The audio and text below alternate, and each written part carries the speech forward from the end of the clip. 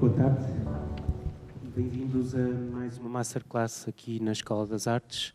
Nós temos feito várias Masterclasses nas últimas semanas. Hoje nós temos o prazer de ter connosco a Lucrécia Martel. É uma grande honra podê-la ter aqui connosco, uma das maiores realizadoras do cinema contemporâneo.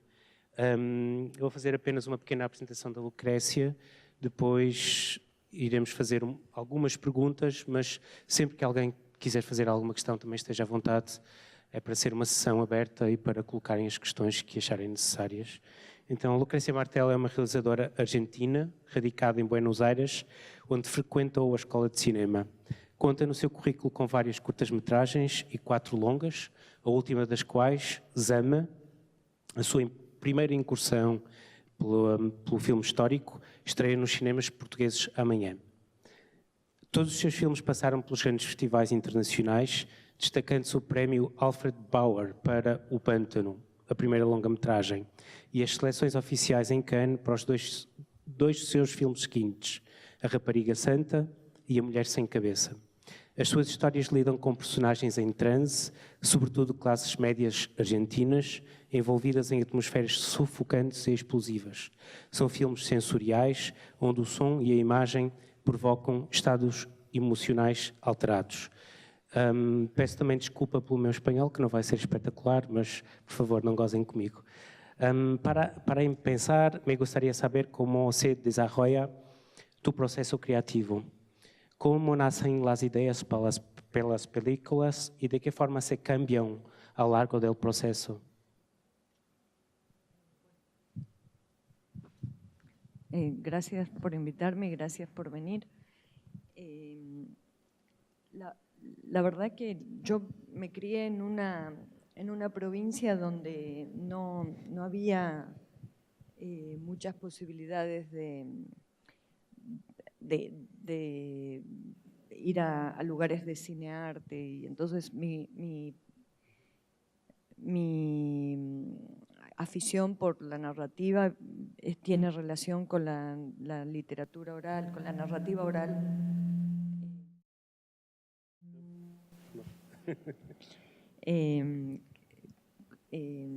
La forma de hablar. En el norte de Argentina hay una manera de contar las cosas que a mí me resulta muy fascinante. Y bueno, y todo ese mundo digamos, mi proceso de comienzo narrativo con las películas tiene que ver en general con cuestiones orales, con algunas frases que alguien dice o algunos fragmentos de diálogos, muchas veces cosas de mi familia o cosas que uno escucha en la calle. En general es eso lo que me produce las primeras chispas. Después uno va juntando muchas cosas para armar una película, pero reconozco que siempre son como fragmentos de diálogos o cosas que suceden en los diálogos, pero que no tienen que ver con la información, sino con la forma del diálogo.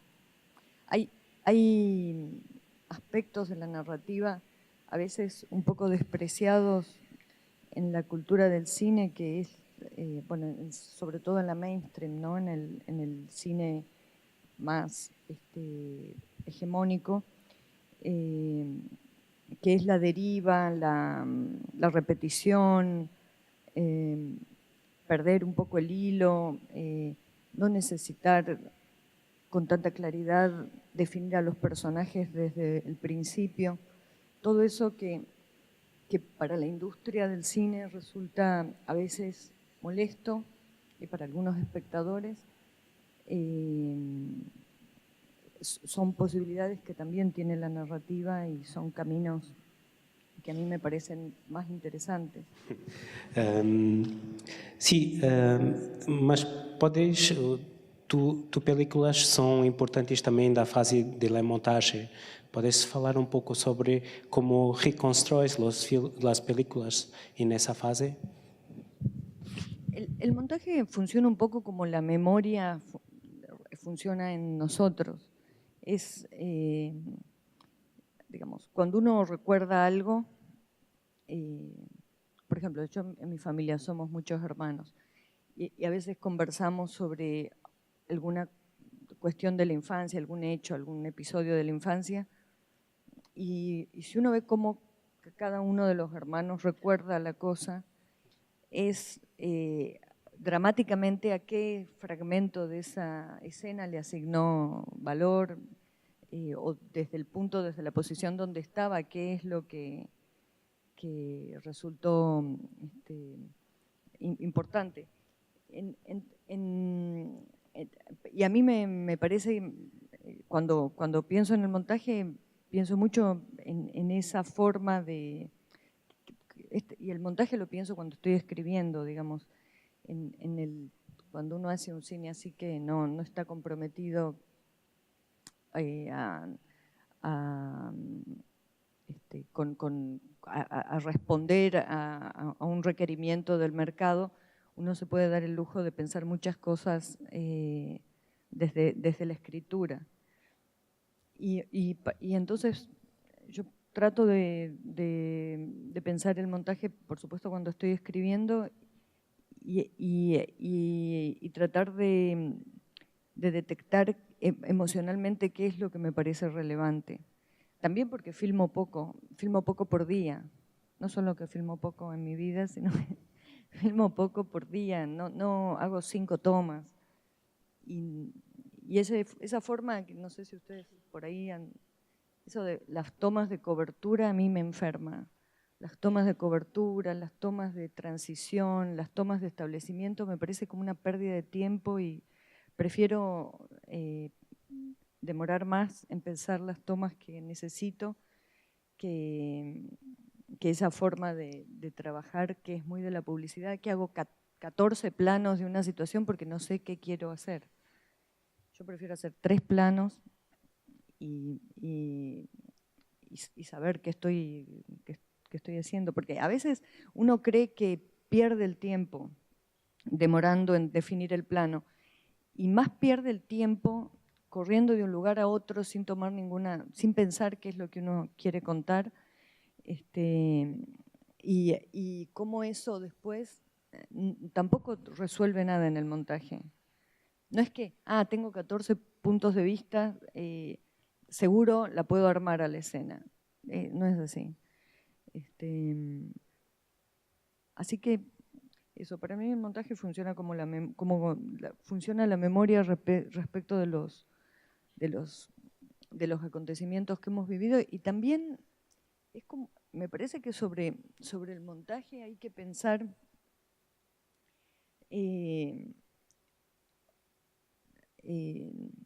cómo uno concibe la acción, qué es la acción para uno. Por ejemplo, si yo digo una persona se levanta y se va a bañar, ¿cuántos planos son? Bueno, depende de la clase social. Para todos los que estamos acá probablemente serán 20 segundos. Para alguien que tiene que ir a buscar el agua y calentarla va a ser media hora, y entonces ¿cuántos planos son? La acción, concebir la acción y determinar cuáles son las partes de la acción que nos parecen significativos, es una cuestión, no quiero decir esto que parezca un plomo, pero sinceramente se los digo, creo que es filosófico y profundamente filosófico. Si yo digo tomar agua, ¿qué parte de tomar agua le voy a asignar importancia en una película? Cuando abro la botella, cuando me sirvo el vaso, cuando trago el agua, cuando dejo el vaso vacío. Estoy dando ejemplos un poco extremos, ¿no? Pero ¿a qué uno de la acción le asigna el valor o el significado de tomar agua? Si uno piensa en una escena de acción de una pelea, también, ¿qué parte de la pelea es importante? Cuando la persona trata de pegarle al otro, cuando la persona cae, ¿cómo queda la persona herida? y esa asignación de valor es un pensamiento, no es algo técnico. Es un pensamiento, es una decisión a qué uno le va a asignar valor, a qué le va a asignar sentido de todo eso que significa, supongamos, una pelea o una escena de sexo o lo que sea, ¿no? Sí. 1, 2, 3, sí. Passando um pouco para tus histórias, tus personagens estão sempre em el limite del desequilíbrio emocional. São um sintoma de algo mais profundo? Tu estás falando de algo específico? Tu tens sempre classe média ou classe alta, mas também tu estás falando de Argentina e de mais do que apenas aquelas personagens. Podes falar um pouco sobre isso? Sobre esas personajes? No había pensado que los personajes míos estuvieran al borde de un colapso emocional, pero me parece, no, el cine es, por ahora y hasta que se logre que intervenga más gente en el cine, es un entretenimiento de clase media blanca, no es, y por lo tanto tampoco es tan imprescindible ni tan necesario. Lo que yo trato de hacer, sabiendo que es un entretenimiento de la clase media blanca, es de por lo menos ser un poco crítica respecto de mi propia comunidad y clase social. No porque crea que ser crítico es la única acción interesante que puede tener el cine, sino porque me parece que tener una visión un poco crítica sobre lo que nos rodea es más divertido que no ver nada. Y también porque, de alguna manera, para mí hacer cine fue la forma que yo encontré de participar políticamente en la vida de mi comunidad. Y sinceramente yo filmo para mi ciudad, después, por suerte, afuera también se entiende. Pero mi compromiso primero es con lo inmediato que me rodea. No puedo pensar en el mundo o en voy a hacer algo universal porque yo soy una persona que vive en un lugar, no vivo en el universo. Así que, ¿pero para qué me preguntaste? Me fui para otro.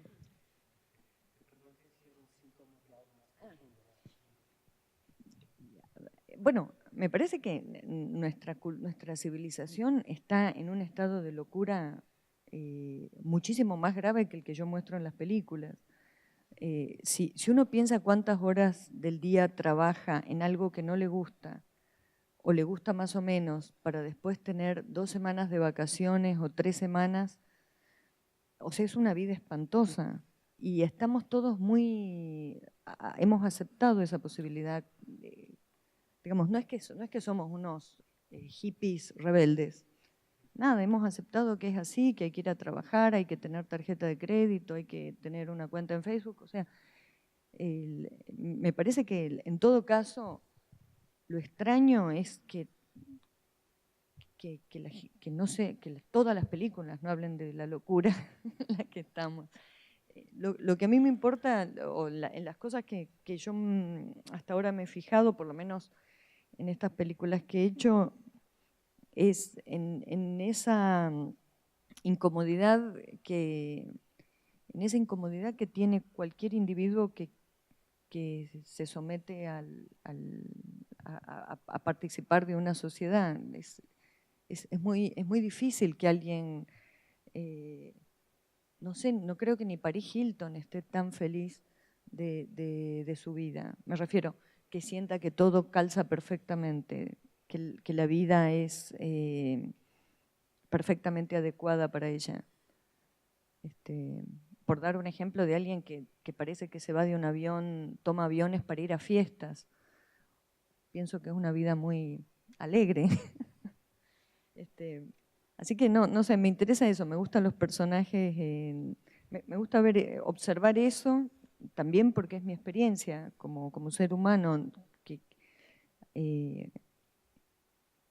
uno no encaja en todo. Y entonces, no sé, ¿se entienden las palabras que uso? Bueno, eso. Pero me parece que la locura es mucho mayor que la que, sinceramente, yo creo que soy pudorosa al lado de lo que es la humanidad. Temos agora uma pequena excerto do primeiro filme, O Pântano, que é o início do filme. Vamos a ver, depois conversamos.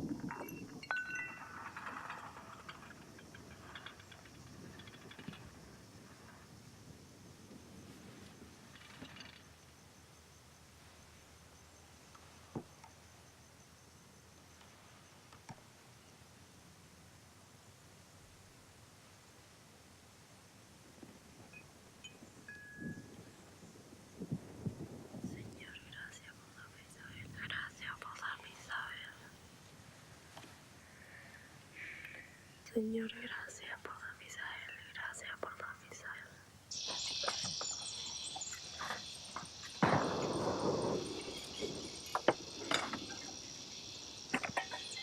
¿Con quién está Joaquín en el cerro?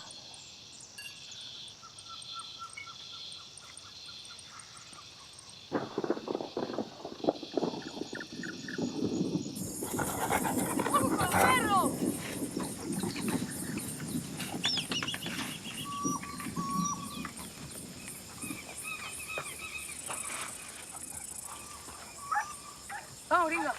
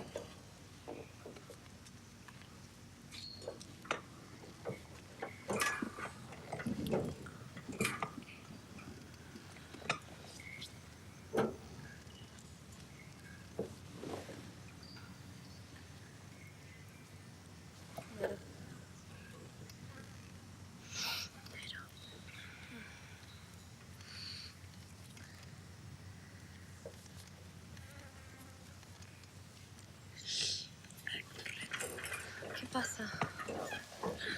Y...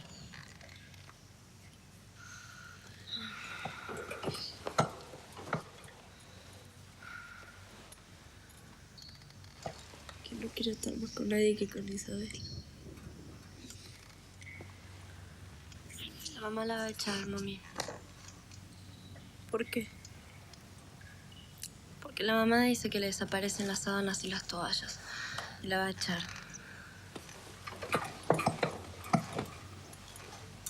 Es mentira. ¿No? La gente no se va. Algo fresquito, toma. Sí, se van ya.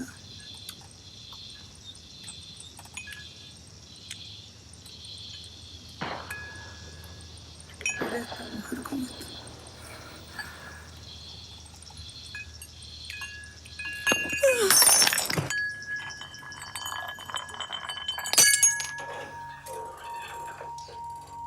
Chita, levántate que va a llover. Yo voy. Yo me levanto, está bien. ¡Mami! ¡La mecha se ha caído! Yo no quiero ver sangre. No quiero ver sangre, mami,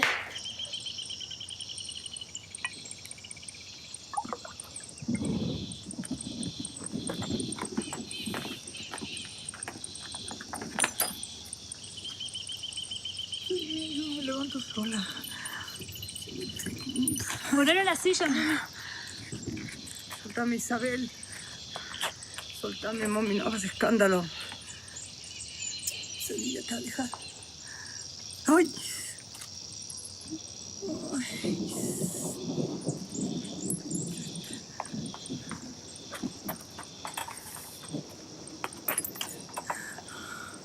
Ahora aparecen las toallas por todos lados, ¿no? Mami, anda a traer el auto del jardín.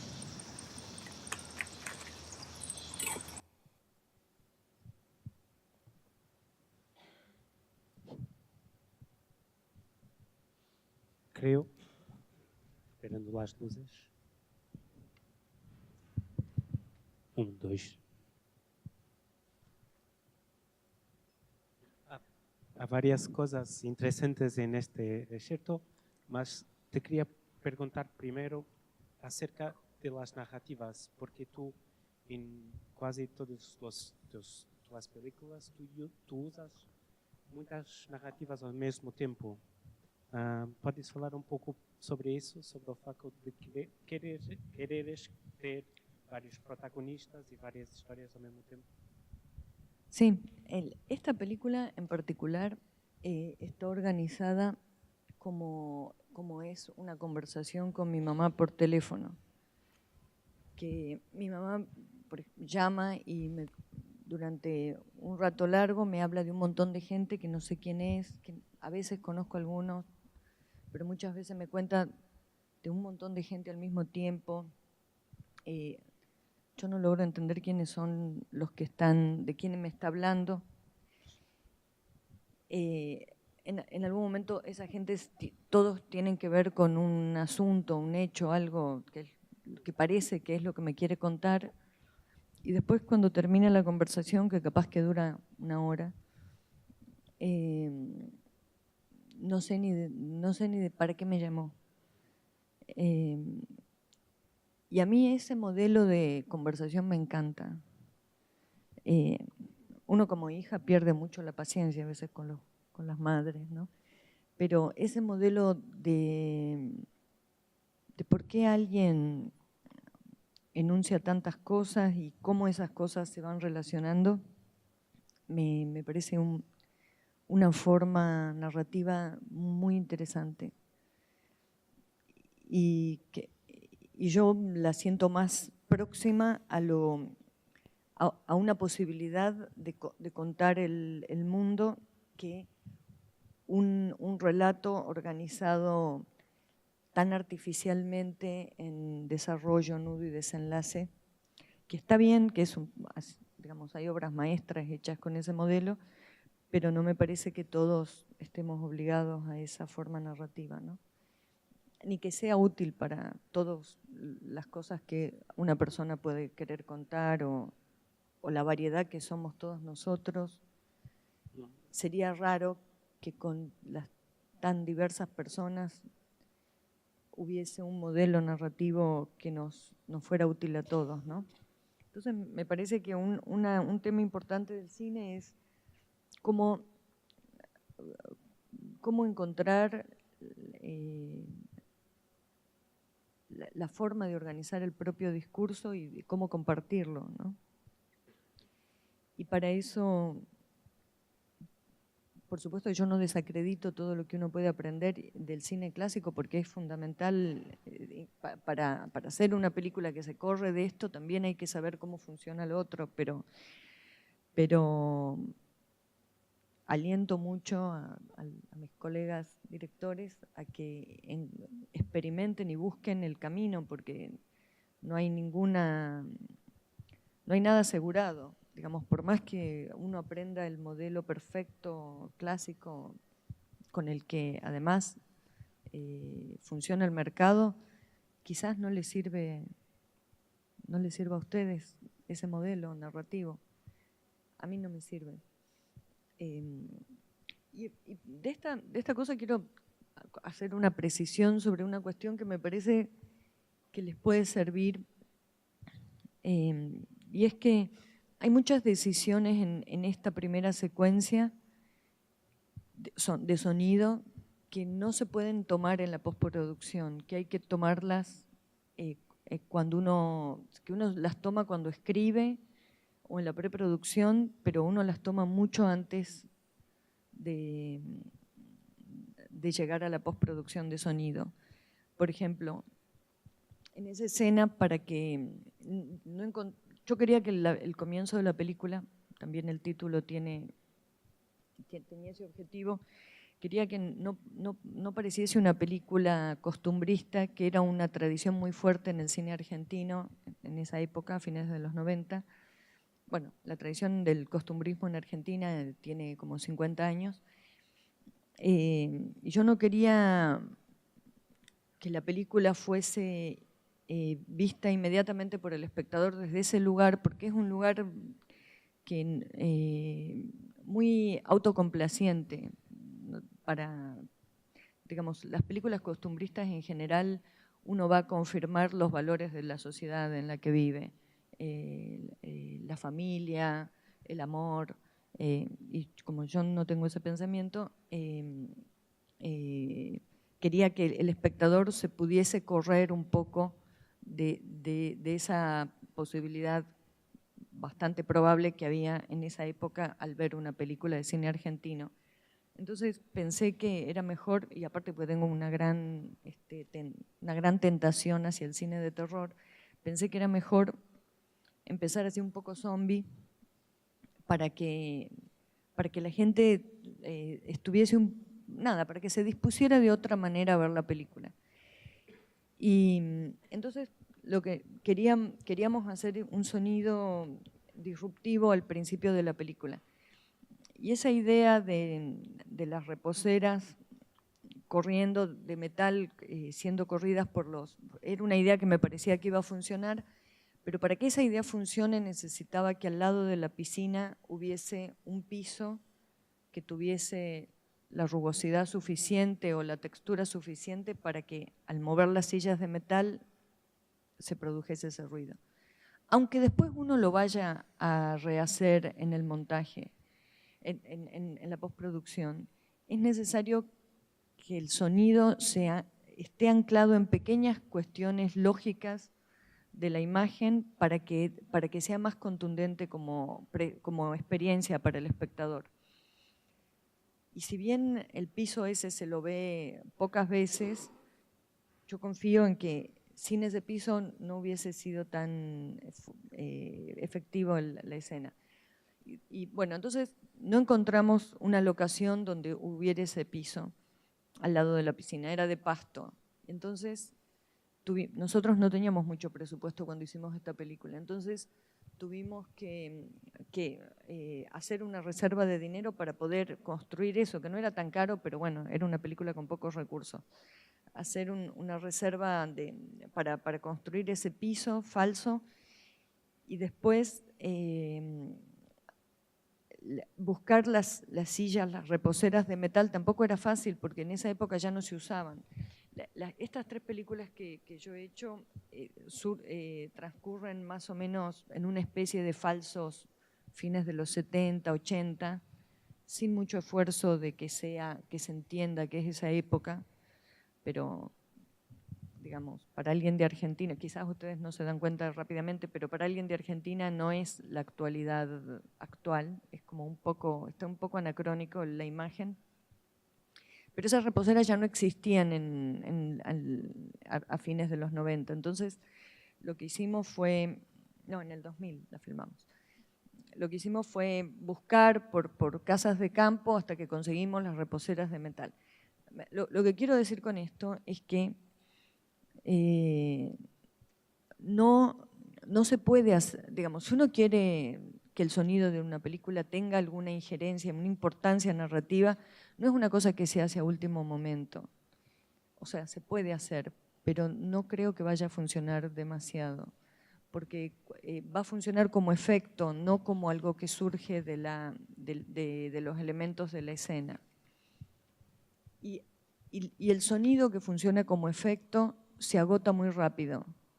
Digamos, si yo pongo un room tone o pongo alguna cosa que quiero generar se agota muy rápido eso. Entonces, a mí me parece que es mucho más interesante que el sonido surja de la escena, que esté anclado en algo cuya lógica sea bastante implacable, como por ejemplo otras escenas de La Ciénaga.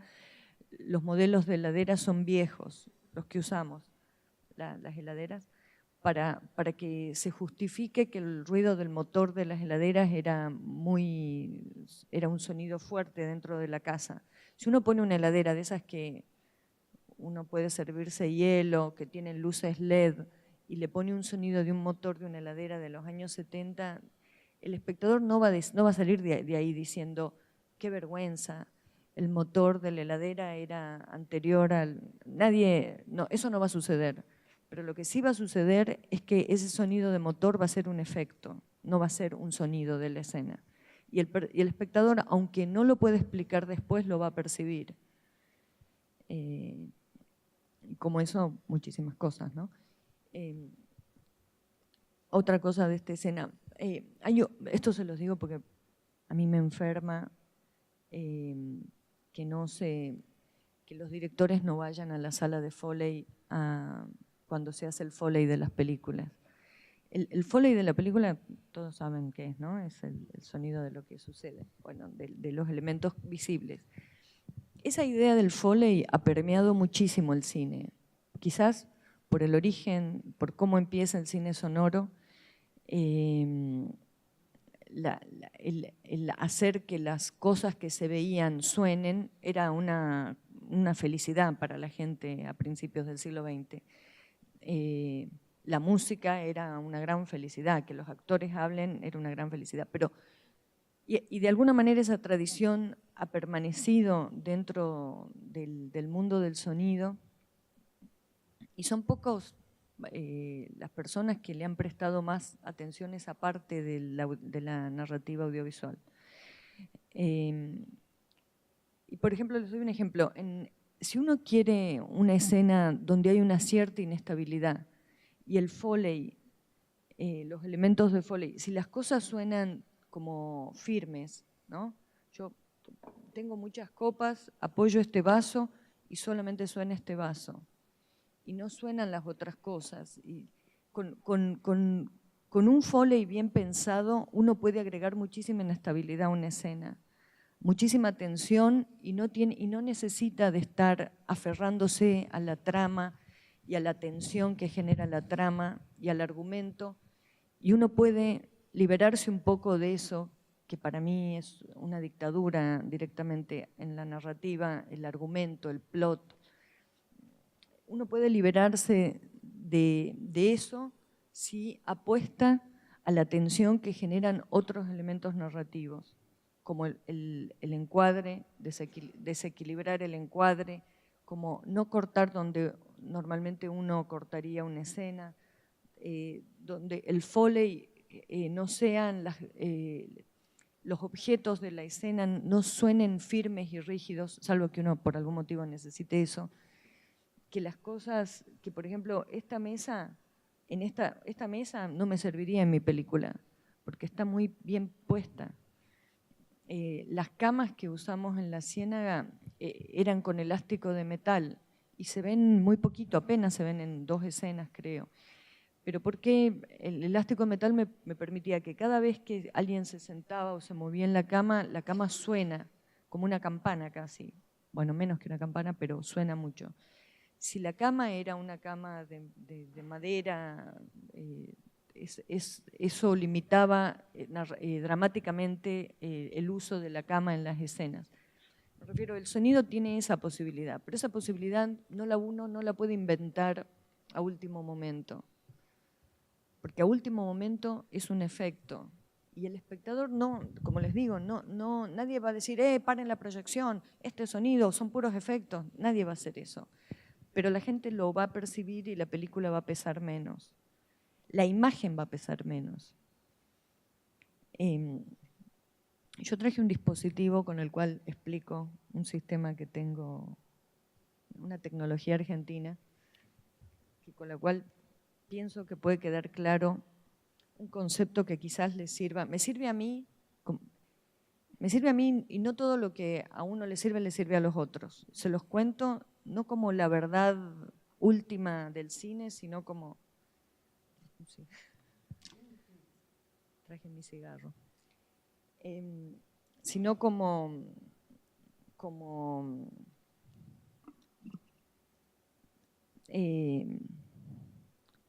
un concepto muy claro que a mí me sirve para construir narrativamente y que me parece que a veces, me voy a sentar acá porque este sillón se hunde.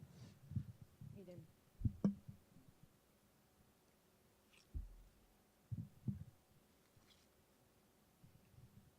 Esto es así. Hace falta un teléfono.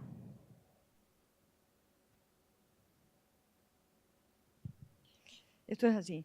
Si una idea fundamental para mí trabajar para las cuestiones narrativas es la idea de inmersión.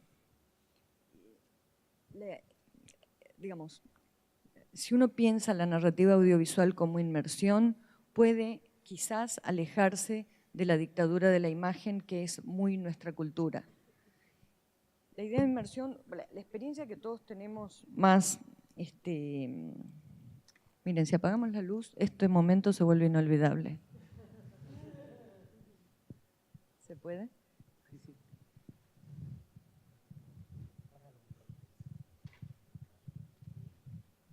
Esto que les digo no tiene ninguna base científica y una gran noticia desde el tercer mundo es que la verdad no tiene ninguna importancia en el mundo del cine. Esto que voy a explicar no sé si es verdad, pero a mí me sirve. Y es así, uno tiene la experiencia de la inmersión donde en una pileta, en una piscina, se sumerge en el agua y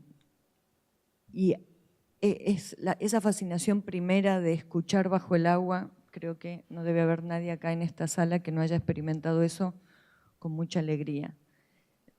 Aguantar, poder abrir los ojos bajo el agua, escuchar bajo el agua, todo ese regreso al mundo acuático es una experiencia fundamental de la infancia, ¿no? Cuando nosotros habrán experimentado esto, meterse bajo el agua, cerrar los ojos y cuando alguien se tira a la pileta uno siente el movimiento del agua, por supuesto escucha el ruido, y también siente sobre su cuerpo el movimiento del agua. El agua y el aire son fluidos elásticos y se parecen mucho en su comportamiento. En el agua, el sonido, esto es física de segundo año del colegio, las ondas sonoras son ondas mecánicas y se transmiten más rápidamente por el agua que por el aire, mucho más rápidamente en un sólido. Bueno, en fin, quedemos no solamente con que las ondas mecánicas se transmiten en un fluido elástico como el agua o el aire de una manera muy parecida. Si nosotros, todas esas experiencias que hemos sentido en la infancia, en una pileta, y que son comunes a todos, y son comunes también, no solo a ustedes que son directores, guionistas, fotógrafos, y otras hierbas, me imagino, sino también a todos los espectadores que van a estar en la sala viendo las películas de ustedes. Una sala de cine se parece también a una pileta, digamos. Si uno se va al fondo y mira para arriba, que ve un cuadrado de luz. Y una pileta, un cine es algo parecido. Es un volumen de aire y un rectángulo donde se refleja la luz. En este caso es emisión, pero en el cine es reflejo de la luz. Y todo lo que ahora está cambiando, y me imagino que en esta escuela también, pero durante muchísimos años, décadas, se ha enseñado el cine pensando más que nada en esta parte. Y todo esto que el sonido invade, todo este volumen de aire donde el sonido se transmite y donde el espectador está inmerso, casi no le damos importancia. Y a veces lo peor, que si se le da importancia siempre solo en relación con la imagen para afirmar lo que la imagen dice. Ese es el uso Foley del sonido. Pensar el sonido solamente para afirmar la realidad de las imágenes, no para generar nada, otra cosa. Por eso les digo que los directores que no van a la sala de Foley se pierden una cosa importantísima de la narrativa audiovisual. Bueno, sobre esta parte tenemos millones de palabras, ¿no? Plano corto, plano esto, movimientos, focos, fuera de foco. Sobre esta parte del cine tenemos muchísimas palabras. Sobre esta parte, para tratar de comunicarnos con respecto al sonido, siempre nos faltan palabras. Yo por eso trabajo siempre con el mismo sonidista, porque ya me entiendo con él.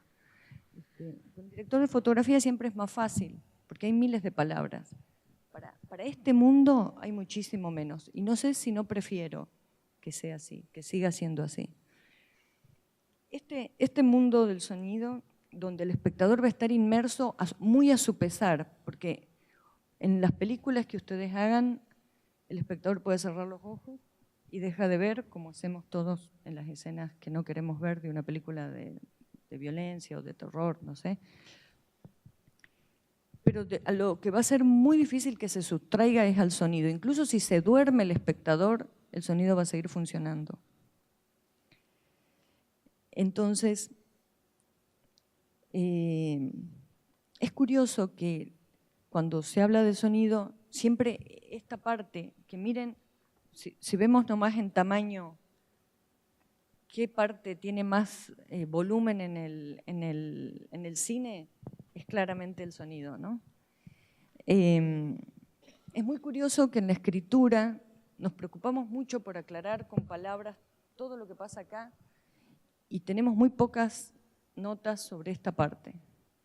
No, uno no puede llenar el guión de notas, yo no hago eso. Yo todas las notas las pongo en otro lado porque llegamos a enviarle a un productor un guión lleno de notas y se los va a tirar por la cabeza, con toda razón, porque es insoportable leer un guión. Entonces, para mí, esta idea de inmersión, que me sirve para muchísimas otras cosas, me sirve para pensar el tiempo, para pensar en ciertas cuestiones de la escritura, bueno, cosas que son medio largas y que requieren otro tiempo para ser explicadas, me pone por lo menos en guardia cuando empiezo a escribir. Cuando empiezo a escribir estoy atenta a este fenómeno. Ahora, ya.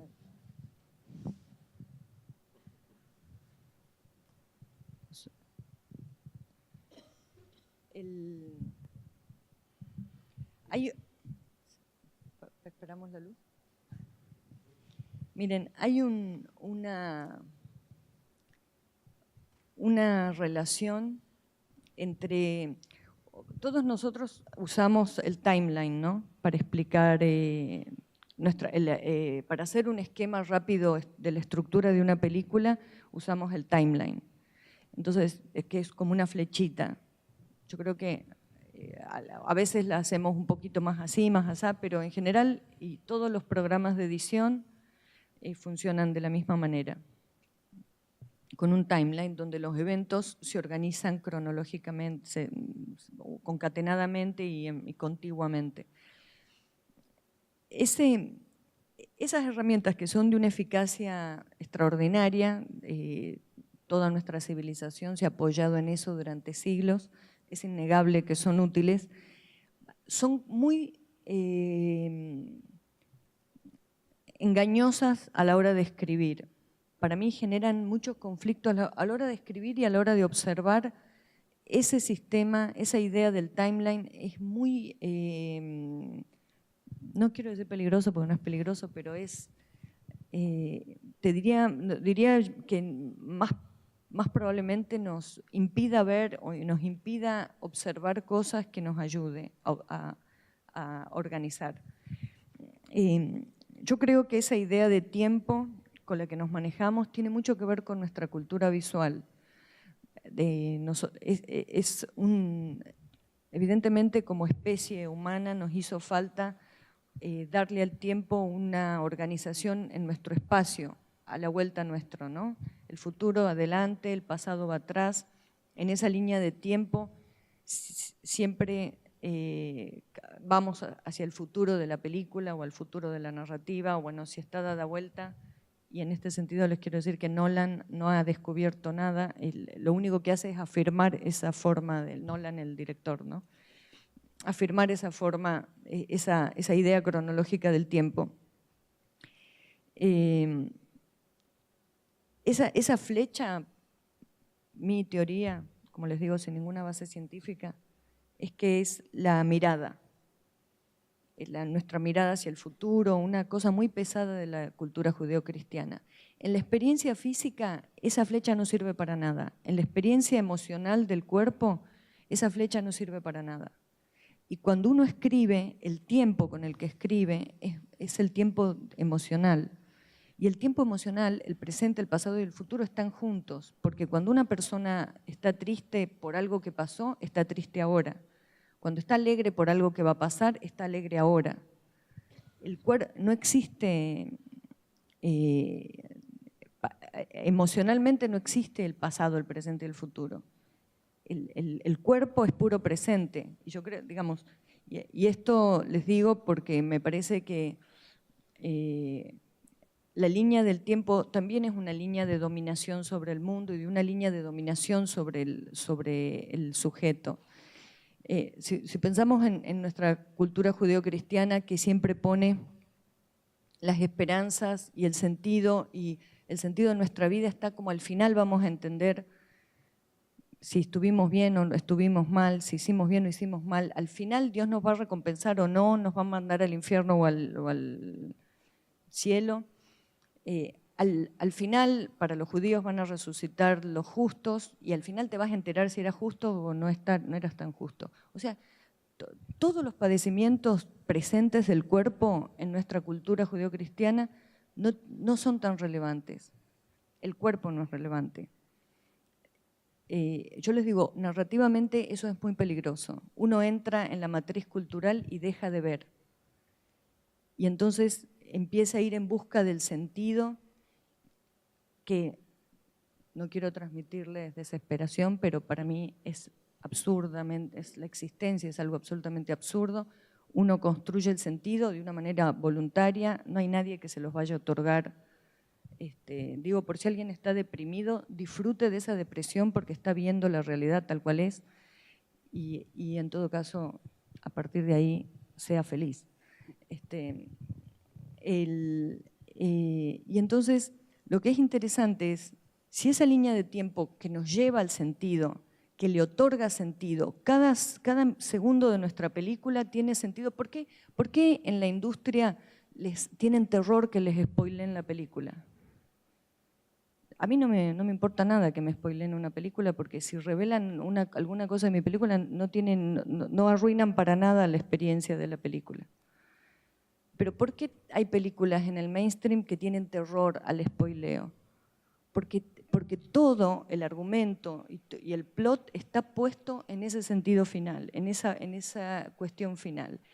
Y se desprecia el segundo a segundo de la película. Se lo desprecia constructivamente, se lo desprecia y se desprecia al espectador también. Pero bueno, otra discusión. Entonces, lo que digo es que pensar en la narrativa no es cualquier cosita. No es, cuando estamos haciendo una película, no estamos haciendo solamente un entretenimiento. Cuando se hace Pretty Woman o se hace Avengers, no se está haciendo solamente un entretenimiento para vender pochoclo y ganar millones. Se está transmitiendo una percepción del mundo, del tiempo, del espacio, de cómo funciona la acción, de qué lugar tiene, qué valor tiene el cuerpo en esa concepción del mundo. Entonces, les digo esto porque cuando ustedes tengan que pensar en sus modelos narrativos y en lo que ustedes quieren para lo que ustedes quieren contar y lo que ustedes observan, y supongo que muchos de ustedes ya lo tendrán y ya lo habrán ejercitado, de lo que se está hablando es de una cuestión política profunda, que es qué pensamos del mundo. Eso no sé quién lo dijo, creo que Godard, lo del traveling es una cuestión, ¿cómo es la frase? Tengo tan poca cultura yo de esa parte del Godard, ¿no? Que un travel es una cuestión moral, es una cuestión moral. Sinceramente, de muchas cosas, de otras cosas de Godard no diría lo mismo, pero de esta pongo la firma ya. Entonces, nuestros problemas narrativos no son problemas narrativos, son problemas políticos, son problemas filosóficos, son problemas existenciales. Así la película se trata de Richard Gere enamorándose de Julia Roberts. Y doy ese ejemplo porque otra cosa que a mí me fastidia muchísimo es que a una película mía le digan intelectual y de Pretty Woman no se dice eso. Cuando para ser Pretty Woman hacen falta siglos de sometimiento narrativo, siglos de gente pensando, inteligentísima gente pensando cuándo se termina de describir el personaje, cuándo comprendemos que Julia Roberts es prostituta pero es buena y cuándo entendemos que Richard Gere es millonario pero también puede ser bueno. Todo eso, a los 5 minutos de película ya sabemos todo eso. Vimos el afiche y ya sabemos cómo termina. Y sin embargo uno permanece ahí porque está tan bien hecha la película que uno permanece ahí. Yo la he visto cientos de veces esa película y no sé por qué, porque la verdad que mucho me irrita todo lo que pasa en esa película y sin embargo la he visto. Será por Julia Roberts. Y otra cuestión en la construcción de una película como Pretty Woman es si cada vez, digamos, ¿por qué no le cabe la palabra intelectual a la película de Pretty Woman? ¿Por qué si todos sabemos el trabajo intelectual que es hacer una película así, no se dice de esa película que es intelectual? Si está hecha con los mismos artificios que nosotros usamos para nuestras peliculitas, porque sencillamente ese modelo es hegemónico y lo que sucede con un modelo narrativo que se vuelve hegemónico es que se naturaliza. Esa es la forma de contar. Así funciona el mundo.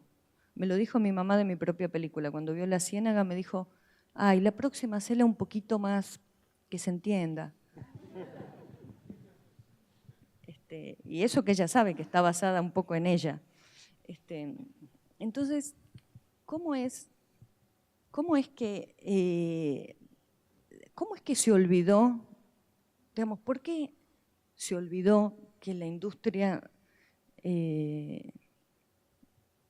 digamos, ¿por qué es necesario olvidarse que ese modelo narrativo artificial con el que se maneja la industria, el mainstream, con el que están organizadas casi todas las series nuevas de televisión que la gente reverencia, ¿por qué eso no es intelectual y lo que uno hace sí? Porque se pretende que todos creamos que así funciona el mundo. Entonces, para mí, el problema del cine hegemónico, de ese cine mainstream del que me estoy quejando, es que nos quiere dar una sola forma de percepción del mundo y quiere que esa forma sea la natural. Esto espero que no sea subido a ninguna red porque voy a decir una cosa que no debo decir, pero miren, hace 3 semanas yo tuve una reunión en la Marvel porque, explíquenme ustedes cómo pasó, no lo sé, pero me llamaron haciendo casting de directores para Black Widow. Ahora van a hacer una película sobre una heroína y están buscando directoras mujeres, me imagino, para limpiarse un poco la cara de los Weinsteins y los Me Too y todo esto. Y entonces yo fui encantada de la vida sabiendo que no hay ninguna chance a la reunión. Y es increíble el diálogo. Yo me reía sola porque no me podía reír con ellos.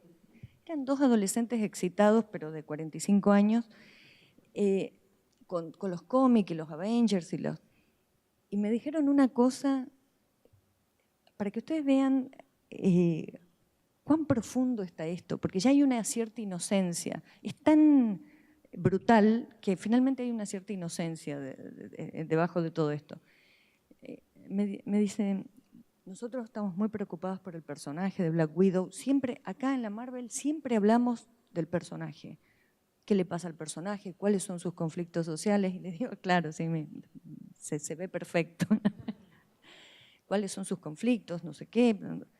Y siempre nos preocupamos. Acá de lo que más se habla es del arco dramático.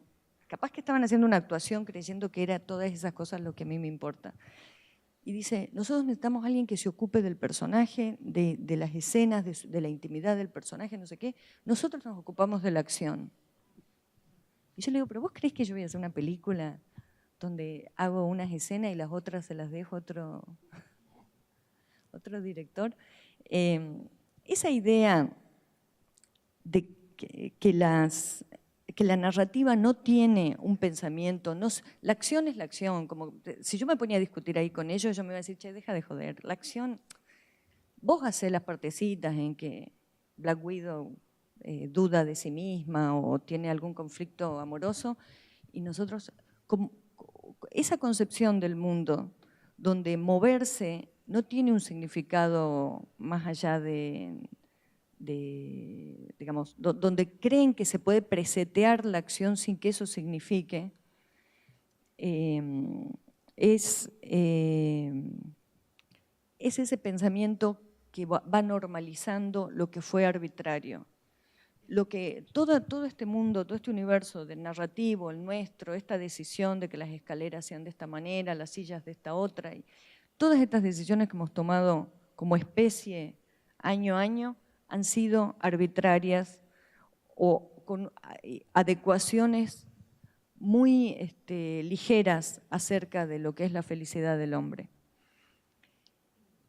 Pero se han naturalizado y cuando se naturalizan uno deja de ver las cosas. La gente, por eso me da mucha felicidad la gente que está deprimida y que tiene ataques de pánico porque están a un paso de ver las cosas como son y después de eso viene la felicidad. Todo lo que hemos creado, todo este mundo arbitrario, se naturaliza muy rápidamente. ¿Para qué naturalizar? ¿Para qué normalizar? ¿Para qué volver invisible una cosa que hemos inventado? Porque evidentemente es una cosa que se adecua a algunos y a otros nada. Hay unos que la pasan pésimo y otros que la pasan bárbaro. Entonces, los que la pasan bárbaros tienen que lograr que esto parezca natural. Y entonces, les digo eso porque me parece que a veces cuando hablamos de cine parece que hablamos de plano, de foco, de luz, de música y no de política y de filosofía, que es de lo que en el fondo se trata la cosa. Así uno quiere hacer Avengers. no sé siquiera si se dice así. Cuando aparece el increíble Hulk, hay una idea acerca de la ciencia, hay una idea acerca de la naturaleza humana, hay una idea de cómo se resuelven los problemas. El increíble Hulk no se transforma en un diplomático, se transforma en una bestia verde. Porque es una idea que hay ahí, no es cualquier cosa. Entonces, les digo esto por si alguna vez alguien les dice que su peliculita es intelectual, como me pasa a mí, que sepan que intelectual es todo. Que lo peligroso es cuando se normaliza, se naturaliza y una cosa empieza a ser la norma. ¿Achas que podemos haber otro excerto? Tú estabas hablando acerca de ser importante no ao final do filme ver mais todos os tempos, mas minha proposta é ver ao final do filme. Pode ser?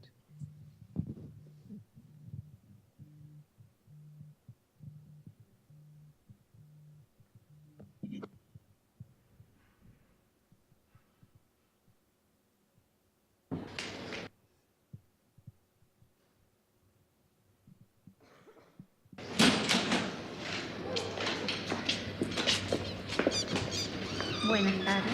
Necesitamos hablar con la señora Elena. Es urgente. Ay, qué lástima. La señora está en cierre del Congreso. Espérenla, Nicole. Apúrese que ya se va rápido.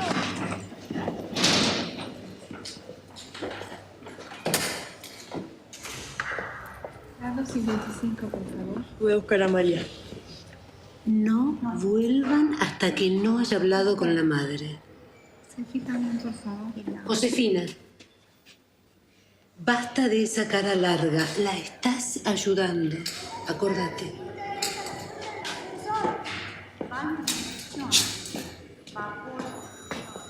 ¡Ascensor! Necesito hablar urgente con Elena por una situación muy grave que se generó acá en el hotel. Deja eso, Esteban. ¿Qué pasa? Anda, ¿qué pasa? Deja. Sí, pero esta es una situación muy grave. Bueno, pero esto es el cierre del Congreso. No, pero yo solo voy a hablar con Elena. Bueno, por favor, le voy a pedir que se vayan sentando, vamos haciendo silencio, nos organizamos un poquito con la tarea.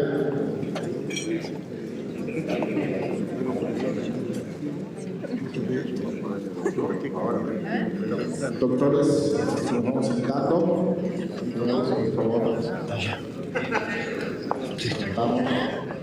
Me parece que va a haber un escándalo. Vinieron a denunciar a un médico que tocó a la chica del hotel.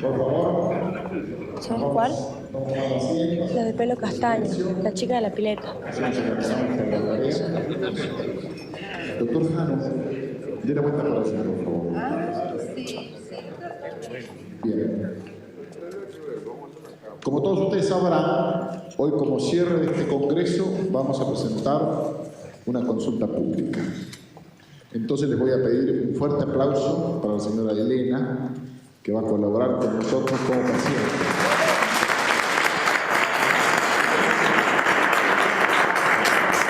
¡Bravo! Bueno, la primera parte de esta presentación es un interrogatorio a cargo del doctor Jano.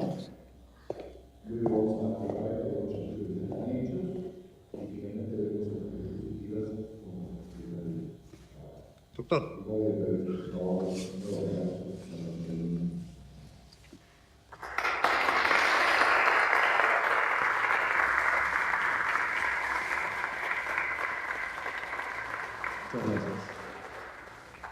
¿La corbata, doctor? Está bien, sin corbata. Doctor Jano, lo estamos esperando.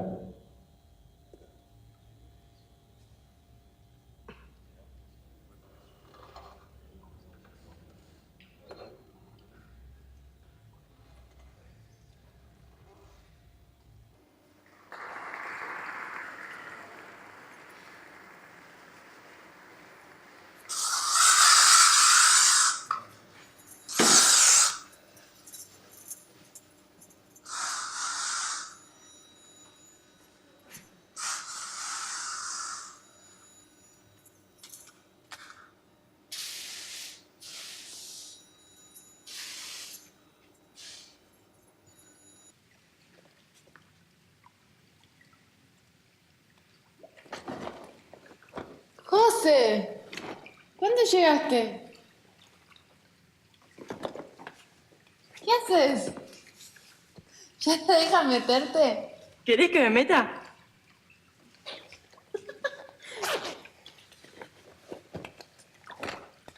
¿Te dejan? No te quieren tirar el agua.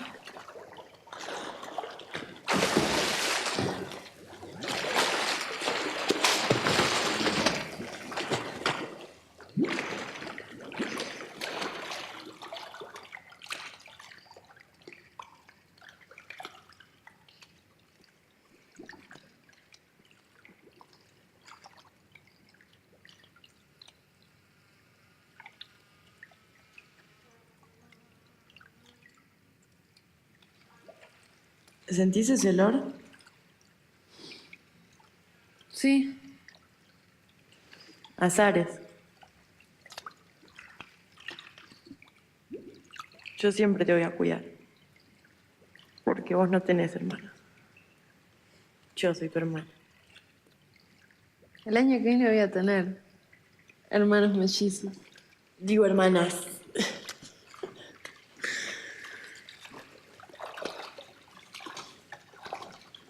Hola. Hola, ¿escuchás?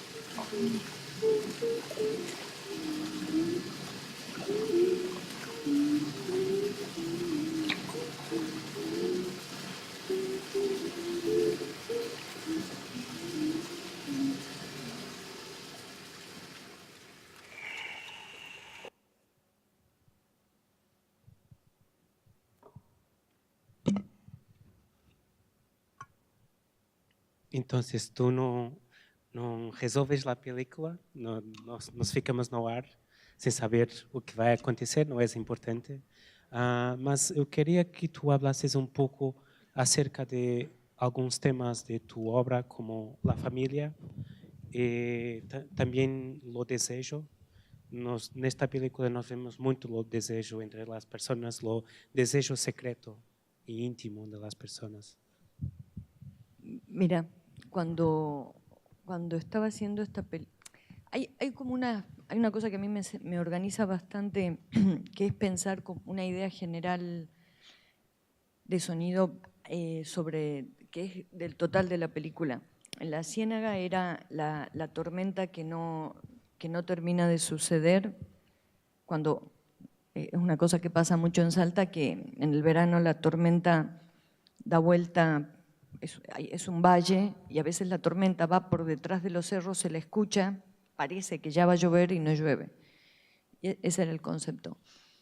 En La Niña Santa era los susurros y ese lenguaje con el cual como el lenguaje, ese volumen social y ese lenguaje de lo social, que es buenos días, qué tal, cómo le va, mucho gusto, que todos tratamos de transmitir como un estado de ánimo calmo, no importa qué pasó, ayer se separó después de 20 años de estar con alguien, pero el otro día va al trabajo y dice buenos días, cómo les va, mucho gusto. Y después lo que pasa en los susurros, en el secreto, donde uno dice las cosas que o son verdad o dice las mentiras, que finalmente es como casi lo mismo, que no tienen que ser escuchadas por otros. Ese era el concepto en esta película. Y respecto del deseo, hay una cosa que a mí me sirve mucho para escribir, que es no pensar los personajes ni como varones, ni mujeres, ni adultos, ni niños, sino como monstruos, como si fueran... A mí, la verdad, el cine de terror fue como mi escuela de cine, porque vi mucho y me da terror, digamos, es un cine que es muy efectivo en mí, me da mucho terror. Y me parece que narrativa, que está lleno de ideas muy interesantes de construcción narrativa. Y en general, el monstruo no en las películas más conservadoras de terror, pero el monstruo es una buena manera de pensar a la especie humana, porque uno se corre un poco de los prejuicios que tenemos sobre el hombre, mujer, niño. Yo todo el tiempo trato de inventar cosas para correrme de mis propios prejuicios, que son muchísimos, porque tuve una educación católica y nada, clase media, blanca, todo lo que ya dije mal del cine, digamos, soy parte de eso. Entonces, me sirve mucho pensar de esa manera para correrme de mis propias ideas.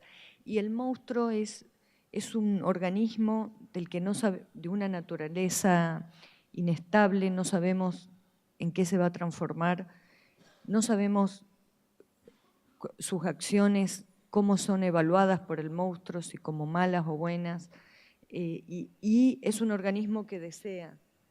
Y el monstruo desea sin ley, no hay una ley, desear a esto, lo otro, es una especie, una anarquía. Y a mí me parece que las personas en el fondo somos así, todo lo otro viene impuesto de alguna manera, pero si uno empieza para escribir un personaje considerando que dentro de ese personaje anida el monstruo, es más fácil y genera muchas más ideas de pequeñas cosas, gestos, o a veces cosas más obvias.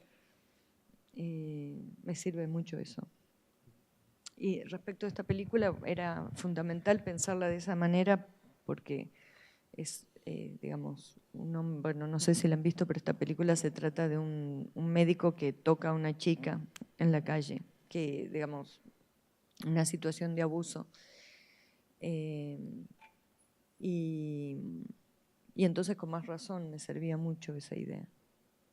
Pero no solo para él, sino para ella, para las madres, para el padre de las chicas, digamos, para todos. Es un concepto que te permite observar otras cosas del personaje. A mí no me sirve, por ejemplo, la psicología, y es más, y recomiendo mucho no ir por el lado de la psicología con los personajes, porque es por las mismas razones que también creo que hay que tener mucho cuidado cuando uno usa música en el cine, porque la psicología, como la música y como tantas cosas, son una trama con una organización lógica muy importante, por más que no estamos evaluando lo maravilloso de los descubrimientos de la psicología, ni lo maravillosa que es la música, sino su carácter de trama. Significa que esa red, si uno le da una red de contención al personaje, ese personaje ya está como predefinido en el tiempo pasado y futuro. Ya sabemos, es un psicópata. Ya más o menos sé qué es, qué va a hacer, qué hizo, qué podrá hacer, cómo habla. Y eso nos va a impedir, nos va a hacer trabajar en vez de que como escritores, como policía. Vamos a escribir como si fuese el identikit hecho por un policía. Y nosotros tenemos que ser capaces de ir en contra de nuestra propia moral en las observaciones, porque si no quedamos atrapados en nuestra propia educación. Y y la música es lo mismo. Si uno pone en una escena música, no digo que no haya que ponerla, digo que cuando uno la pone, le tiene que poner con mucha conciencia de que así sea la música más extravagante y experimental, al segundo o tercer compás yo ya generé una red invisible en esa escena de previsión. Entonces, las personas que estén viendo la película ya saben a qué atenerse. Entonces, para bien o para mal, hay que saber eso. Puede servir o puede ser demasiado indicativo o puede quitarle, como me pasa muchísimas veces cuando yo no doy clases, pero a veces viajo y tengo encuentros con directores, qué sé yo, y veo primeros cortes o segundos cortes de las películas, y muchas veces ponen música porque se han cansado, y es completamente comprensible. Uno en el montaje a veces se cansa, pierde la esperanza, los demás miran la escena y ponen cara de no salió, no funcionó, y uno en la desesperación pone una música y siente un alivio.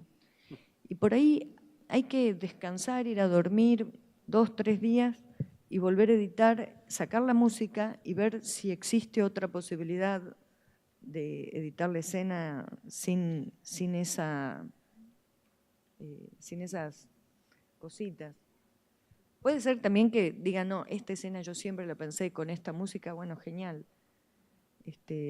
Pero digo, a veces es un recurso de desesperación, de cansancio, de que uno siente la falta de confianza de los que están a la vuelta nuestro, que dicen, che, no funciona, no funciona. Y entonces ahí va la música. Passo agora a palavra ao público para quem quer colocar questões.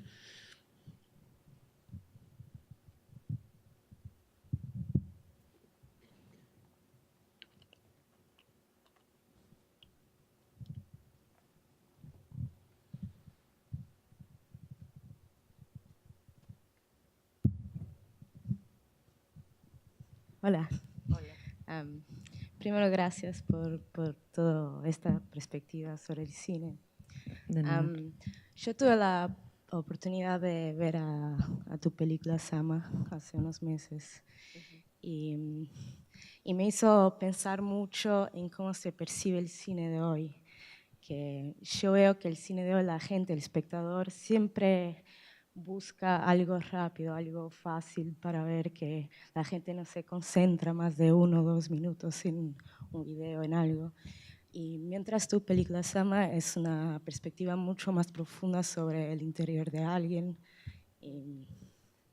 Y la cuestión que yo me pongo muchas veces es como, hay un futuro en el cine de autor, en el cine de la perspectiva individual, del pensamiento, o toda esta velocidad, este facilitismo en el audiovisual va a matar ese cine de autor. Yo pienso que mira, como especie no somos tan estúpidos. También nos aburrimos de siempre lo mismo. Yo no digo que desaparezca el cine mainstream, que es puro entretenimiento y negocio, porque también está bueno que haya eso, pero creo que las personas necesitan de todo, que necesitamos todas clases de perspectivas, porque es muy complejo, es muy misteriosa la existencia. Y con la visión de 2 o 3, ¿no? O con 2 o 3 formatos no vamos a lograr nada. Y me parece que la voluntad de hacer cine, yo entiendo que ahora ustedes deben estar preocupados porque algunos, me imagino, los que están cerca de recibirse, porque de qué uno va a trabajar. Y este es el problema que tiene este trabajo, que es un trabajo que nos puede dar un dinero para sobrevivir y uno pretende que, bueno, va a vivir de eso, y eso es una preocupación. Y otra preocupación es que uno, si ha elegido esto, es que alguna necesidad de comunicarse y de compartir con los otros tiene. Si solamente es un trabajo, te diría en lo inmediato es muy probable que sea más fácil ir por el camino de una narrativa más clásica. Ahora, habrá que ver si con los años eso te satisface. Y es así, digamos, la respuesta no va a estar fuera del mundo. O sea, no va a venir de afuera. Esto te lo vas a tener que ir respondiendo vos paso a paso. Yo pienso que de lo igual uno se aburre. Ustedes, digamos, la existencia de la Coca-Cola nos podría hacer dudar de esto que estoy diciendo, ¿no? ¿Hace cuántos años que tomamos Coca-Cola? Pero me parece a mí que cuando se trata de estas cuestiones que no son solamente una cosa que uno bebe o come, sino que es algo con lo cual te permite interpretar el mundo que te rodea, te permite pensar en la existencia, son cosas más complejas y que tarde o temprano, yo estoy segura que tarde o temprano va a existir una red tipo Netflix o Filming, no sé cómo se llaman, donde va a haber un montón de películas que van a ser compradas porque va a hacer falta, porque va a haber gente que quiere ver otra cosa. De hecho, mira, hace 2 semanas tuve una reunión con los de Amazon y yo les pregunté, ¿para dónde va el mundo de ustedes, de Amazon? Y porque al principio, yo conozco al que es el número 2 de Amazon, tipo un tipo súper, con un gusto amplísimo respecto del cine, con un tipo muy interesante. Y pensé que como estaba él, Amazon iba a ir para un lugar. Y me dijo, mirá, no, estamos solamente produciendo películas de alto presupuesto que puedan tener impacto en o sea, lo mismo de siempre.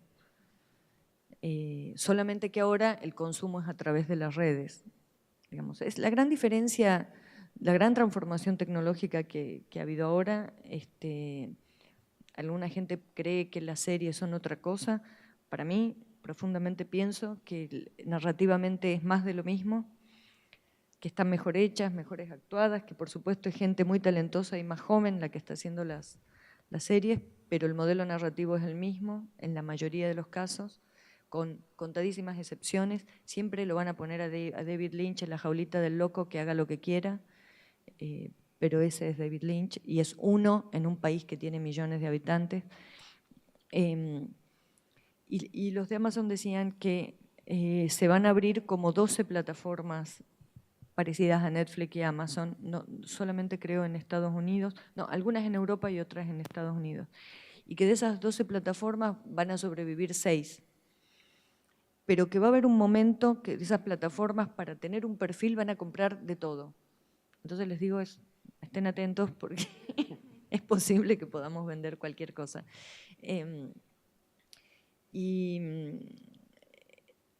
Después está eso, nuestro trabajo tiene esa complejidad, es lo mismo que le pasa a los arquitectos. Quieren vivir de ser arquitectos, desean hacer casas inteligentes y no sé qué, pero viene el cliente que tiene el dinero y quiere una casa al estilo colonial. Y el arquitecto dice, bueno, lo tengo que hacer porque es lo que... no, es así, ese conflicto lo vamos a tener siempre. Creo que siempre va a ser falta de todo. Y creo que el error, lo único que eso sí les diría que sea lo que sea que hagan, que no cometan el error de tratar de ser universales, porque no, me parece que ese es el camino más directo al naufragio, sea cual sea el modelo narrativo que agarren. Esa voluntad de universalidad es muy provinciano en el mal sentido, ¿no? Como querer conquistar el mundo, no tenés ni ejército ni nada, querés conquistar el mundo con nada.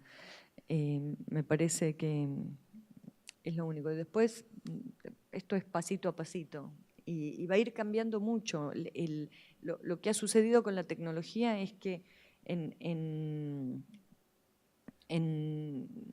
digamos, ha aparecido la ultrasegmentación del público. Se sabe que hay un público que consume esto, que otro, lo pueden detectar, el Big Data se ocupa de eso. También vamos a tener que soportar un movimiento en donde el Big Data, por la forma en que se está usando la Big Data, es muy conservador, se reafirma lo que ya los consumos masivos, digamos, una vez que se le encuentren las vueltas y los algoritmos sean más inteligentes, es indudable que toda la tecnología va hacia la segmentación, que no sé si es bueno, porque, digamos, yo cuando veo, yo no tengo Facebook, tengo un Facebook falso para poder entrar en los diarios de Buenos Aires, y todo el tiempo veo que me ofrecen, que abro mi página, que la abro cada Morte Obispo de Facebook, y veo que me ofrecen cosas que tienen que ver con con cosas que yo hago, si fui a tal restaurante o a tal otro, y me aburre que me ofrezcan lo que ya conozco. Un poco por ahora Big Data está yendo por ese camino. En algún momento se van a dar cuenta que a la gente le gusta la aventura y le gusta darse con cosas que no conocen. No siempre lo mismo. Estos podrían ser amigos tuyos y ya sabés, son iguales a tus amigos. No querés más amigos iguales. Ya tenés esos. ¿Para qué más iguales? Querés que te contacten con alguien raro, que te dé otra cosa, otra perspectiva del mundo. Yo pienso que en algún momento va a pasar eso. Pero bueno. ¿Más preguntas? Hola Lucrecia, muchas gracias por tu presencia aquí, por tus palabras y tus reflexiones y por tu cinema también, del cual soy un gran admirador. Y quería si pudiese hablar un poco también sobre, hablaste del cinema de terror que te marcó, pero me gustaba saber un poco sobre tus influencias, qué autores, qué cinema, tal vez contemporáneo, así como del pasado, te marcó en aquello que es tu práctica. Fuiste a la escuela de cinema, no sé, si es que hay cineastas, todos tenemos, yo tenía curiosidad particular en saber un poco sobre qué autores o películas o momentos del cinema, tanto pasado como ahora presentes, si hay realizadores actuales que te hablen, te digan cosas, te influencien en tu trabajo, en tu forma de hacer cinema y eso. Como te digo, yo no tuve una educación muy cinéfila y entonces carezco, hay una gran cantidad de películas, por suerte, que me falta de ver porque las voy viendo ahora. Yo no pude ir a una escuela de cine porque cuando yo entré a la escuela hice 2 años de animación, pero cuando yo entré a la escuela de cine era justo el año 88, 89, y crisis de hiperinflación, y era una escuela pública y no había clases, no había recursos, y al contrario, había mucho conflicto dentro de la escuela, así que lo que hacíamos era juntarnos, hacer cortos, ver películas, leer, charlar entre nosotros, ¿no? que estábamos todos iguales, ¿no? Nadie sabía nada. Así que un poco fue eso mi formación. Y después yo fui a la universidad, no me recibí estudié Ciencias de la Comunicación, hice toda la carrera, pero no hice ningún esfuerzo por obtener el título. Así que, digamos, me formé como muchos de mi generación con las lecturas propias y con como investigaciones propias.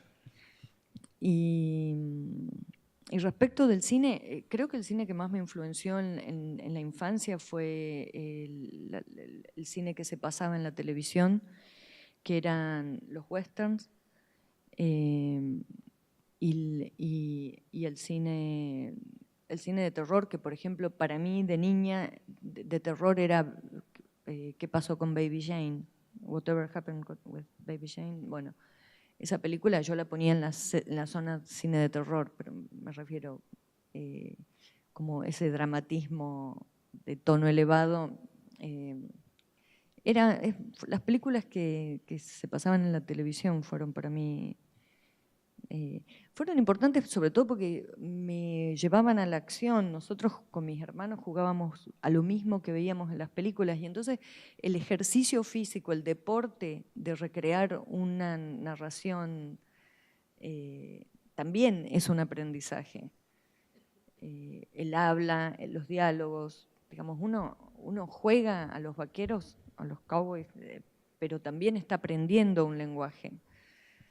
Después cuando mi papá en los años 80 compró una cámara de video, yo empecé a filmar westerns con mis hermanos, así que eso es, diría yo, lo que más me influenció. Y después, la verdad, veo cualquier clase de cine, hay películas que abandono muy rápidamente, pero el cine italiano clásico me fascina, me encanta los independientes norteamericanos también, el cine de Bergman también, Johnny Todd también, digamos, el cine de acción oriental también, pero no soy una... consumo de todo, me encanta el anime, pero no tengo... Digamos, no me he dedicado, no he puesto mi atención en eso. Siento que la relación de los directores, por supuesto, el cine el cine me sirve para pensar en el mundo, no para pensar en el cine que yo hago. Yo veo películas y siento que aprendo sobre el mundo, pero no tanto sobre lo que yo hago. Para lo que yo hago me sirve observar el mundo, las cosas que pasan a la vuelta, escuchar, digamos, y la contundencia de eso, cuando yo estuve en la residencia de Cannes, que son 4 meses ahí en París, y la verdad el segundo mes estaba enferma, deprimida, no podía escribir una línea, porque a mí no me sirve estar en París para escribir. Yo necesito estar en Salta. Yo les dije a los de la residencia, ustedes tienen que darle la plata al director y que se vaya donde necesita estar para escribir la película. Porque estar en París, en una casa de cristal, que es todo divino, hermoso, no sirve para escribir. Yo necesito escuchar a mi familia, escuchar a mis amigos, estar en la ciudad, caminar, ir a ver los lugares donde pienso que me voy a encontrar con gente que se parece a los personajes. Necesito esa proximidad, no estar en una torre de marfil. Ahora hace poco, es muy curioso cómo funciona el mundo. Para mí hay una locura respecto de cuál es la vida y la educación del cineasta. Te ofrecen un lab no sé dónde, unas residencias, me ofrecieron ahora para ir a una residencia como en un palacio no sé dónde en Italia, y yo digo, denme la plata, y me quedo en Salta, que es donde yo escribo. Hasta ahora es así, o viajo por las regiones, por el Chaco, por los lugares donde a mí me surgen las ideas. Estar a la orilla de un lago en Italia, de vacaciones, encantada, pero si es para escribir, que no es lo que uno necesita. Y con el cine me pasa lo mismo. Por ejemplo, cuando estoy por filmar me da mucho miedo de ir al cine, porque tengo miedo de ver una película. Cuando veo una película mala, me deprimo, pienso que todo es imposible, que para qué hacer cine. Entonces, cuando justo estoy en la situación de filmar, trato de no ver cine, por si acaso. Y después eso me ha servido para pensar en el mundo, pero no me sirve tanto para pensar en mi propio lenguaje. Como diría yo que hasta sería confuso, sería una interferencia. Eso. No sé, no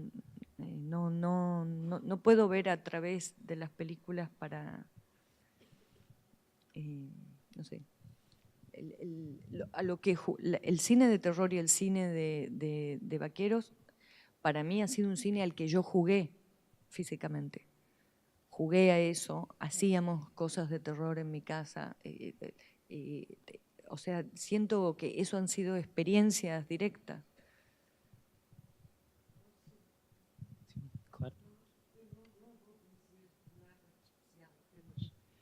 Quero só agradecer, porque foi fantástico, que ainda bem que vim.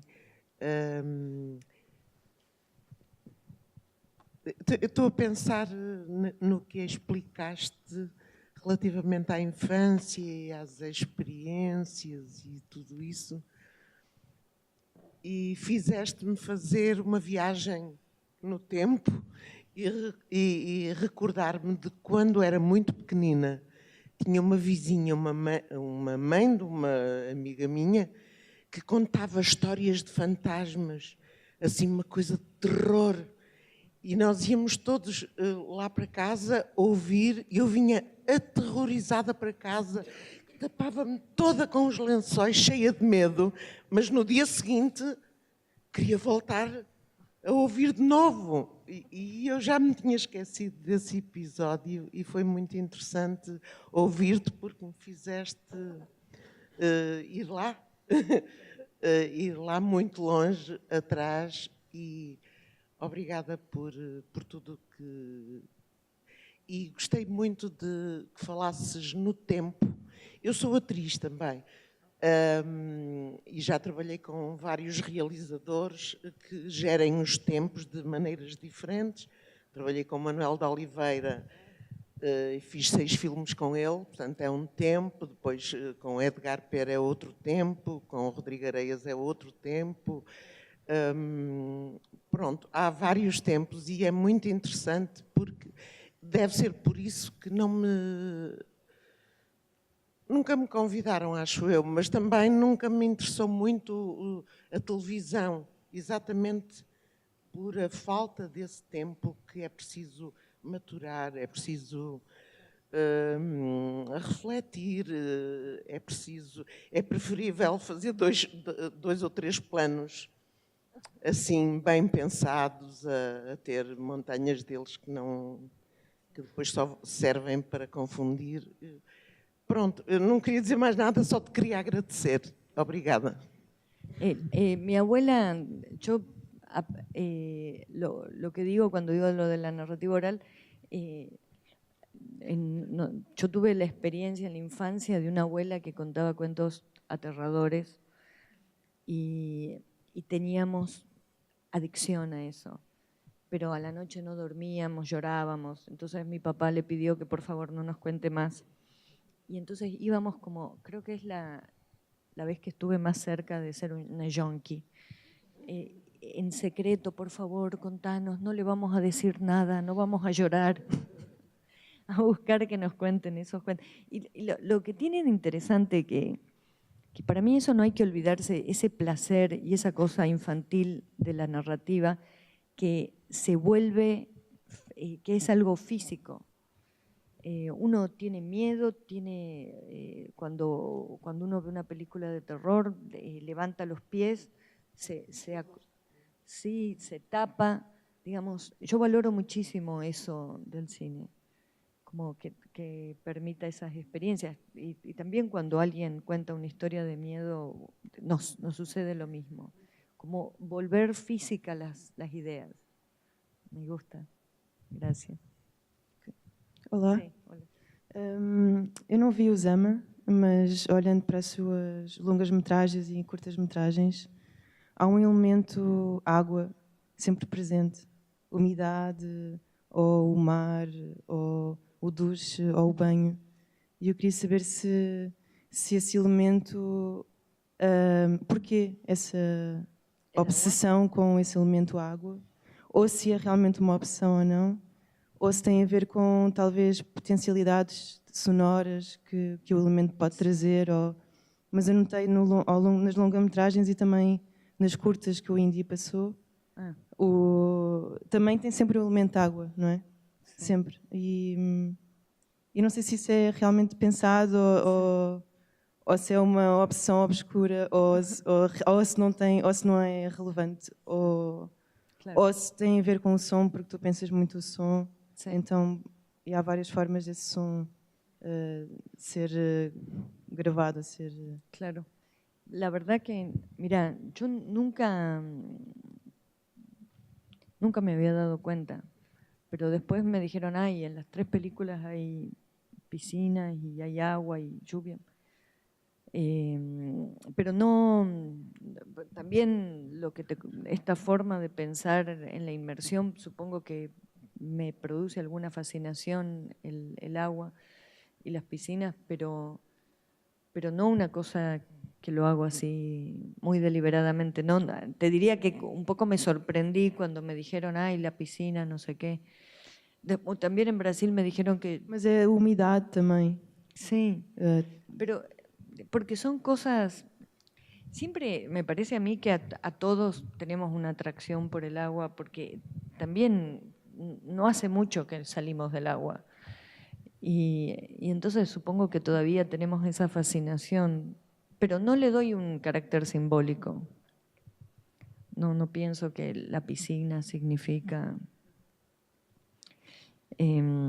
o sensorial. Sí, me parece que es un lugar... es un lugar de experiencias extraordinarias dentro de la normalidad de una casa, ¿no? Pero no... Onde tu vives também tem muita umidade. Sí, lo que yo creo que hay que tener cuidado y evitar es la compulsión a la metáfora y a lo simbólico. Porque también te digo así, compartiendo con muchos directores jóvenes sus primeros trabajos, hay como una creencia que la poesía va a aparecer si hay una voluntad de metáfora o simbólica. Y yo creo que ese deporte hay que dejárselo a los espectadores y a los críticos, y uno tiene que trabajar con las cosas como son, y que la poesía surja naturalmente si surge, y no tener esa voluntad poética que termina siendo muy, termina muchas veces en lugares comunes o en cosas tan crípticas en las que uno no puede expresarse ni compartir nada con el espectador. Pero una vez, me acuerdo cuando estrené en Corea La Ciénaga, no la estrené, la pasamos en un festival, una persona del público, varias personas del público me preguntaron, ¿y qué significa la tortuga? ¿Qué significa? Y yo pensé, capaz que hay como una fuerte... que hay un uso narrativo muy simbólico por el lenguaje, no sé, el propio de la cultura coreana, que hace que surjan estas preguntas. Y yo le decía, no, bueno, la tortuga es un animal que va a vivir mucho tiempo, pero no simboliza nada, no es el tiempo que se ahoga, porque justo es una parte en la película donde hay agua. La vaca no es la Argentina que está enterrada en un problema económico. Es una vaca que quedó enterrada en el barro.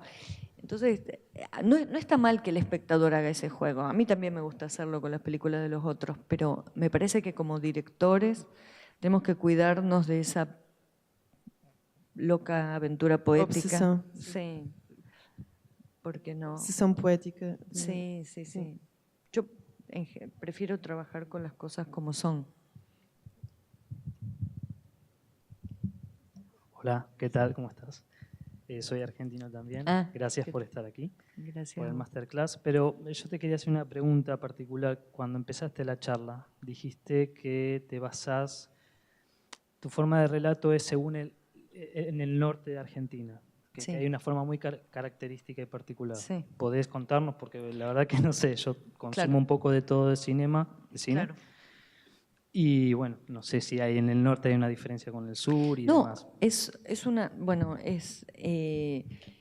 Mira, cuando yo me fui a vivir a Buenos Aires, me sorprendió mucho cómo la gente hablaba de sí misma con tanta precisión, que es una cosa muy porteña, muy de Buenos Aires, donde el 50% de la población hace terapia. Y saben quiénes son, qué piensan, qué sienten, cuáles son sus problemas, con mucha precisión. Yo me acuerdo que en la universidad me sentaba y nos poníamos a conversar con compañeros y enseguida te dicen, yo soy de las personas que, ese enunciado, yo soy de las personas que tal cosa, como mucho autoconciencia. Para mí eso es muy Buenos Aires. No sé si todo el sur, pero muy Buenos Aires. En el norte hay como mucho gusto por la explicación larga con mucha intervención de animales, con rodeos. Es como una forma de conversación que está con menos terapia encima. Entonces, no me parece que sea mejor, pero es divertido, cómo se da vuelta. Tenés un chiste, es como una cosa que larga y que no tiene un remate, vos te tenés que dar cuenta por todo el... Y eso, en ese sentido me refiero. Es muy notable en las provincias del norte que las conversaciones se alargan. Y en ese alargarse hay como una estructura que es interesante. Y después están un montón de experiencias que tenemos todos, digamos, el asunto es si te gustaron o no. Pero, por ejemplo, yo iba mucho con mi abuela de visita a visitar a sus amigas enfermas, que a veces no se sabía de qué estaban enfermas, estaban deprimidas en la cama hacía meses, años, no estaban enfermas de nada, se terminaban enfermando por estar en la cama.